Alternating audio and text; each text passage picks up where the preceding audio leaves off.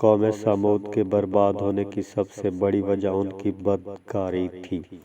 جب حضرت صالح علیہ السلام نے اس امت سے کہا کہ اللہ ایک ہے، اسے تسلیم کر جاؤ، تو انہوں نے کہا اے صالح علیہ السلام، اگر آپ اس پہاڑ سے ایک اونٹنی نکال کے دیں اور وہ اونٹنی ایسی ہو کہ پورے علاقے کو دودھ پلائے تو پھر ہم مان جائیں گے۔ تو حضرت صالح علیہ السلام اس پہاڑ کے قریب گئے اور اللہ سے دعا کی، اے رب، یہ لوگ معجزہ دیکھنا چاہتے ہیں اور تو اس پہاڑ سے اونٹنی نکال، شاید یہ تسلیم کر جائیں کہ اللہ ایک ہے۔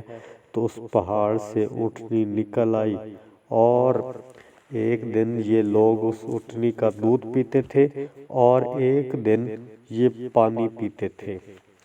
تو پھر انہوں نے جب دیکھا کہ یہ اونٹنی ایک دن پورا پانی پی جاتی ہے، تو پھر انہوں چند علاقے کے لوگوں نے مل کر اس کی چاروں ٹانگوں کاٹ دی۔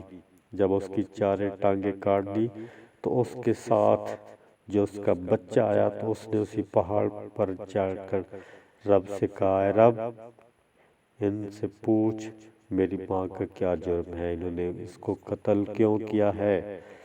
تو اسی وجہ سے حضرت صالح علیہ السلام پر وحی نازل ہوئی کہ اے میرے نبی، تم اس جگہ کو چھوڑ کر چلے جاؤ اور یہاں پر عذاب آنے والا ہے۔ تو حضرت صالح علیہ السلام نے اس امت سے کہا کہ آپ کے اوپر عذاب آنے والا ہے، لیکن انہوں نے ہنس کر کہا کون سا عذاب، کیا ہوگا؟ تو حضرت صالح علیہ السلام نے کہا کہ یہ تو نے عریش اور بڑی نمائش کے مکانات بنائے ہیں، انہی میں برباد اور تباہ ہو کر آپ ختم ہو جاؤ گے۔